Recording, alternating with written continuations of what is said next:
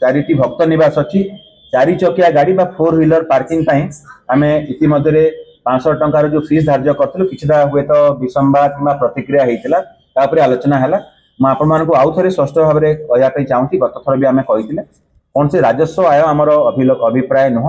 कारण आम जब चाहते ताहले जो रूम भड़ा अच्छी भी बढ़े पारि था जोटा आम 130-135 गोटे गोटे भक्त निवास अच्छी केवल 4-5 जन 10 जन भक्त आसुँच 4 चकिया धरिकी किंतु आम देखिले जे जेबीपीसी रे तार पार्किंग फी 24 घंटा अच्छी 240 टंका आम 500 टंका निर्धारण करते तेणु परिचालना कमिटी अनुमोदन करने सहित परामर्श देले वर्तमान जेबीपीसी रे जी पार्किंग फी अच्छी से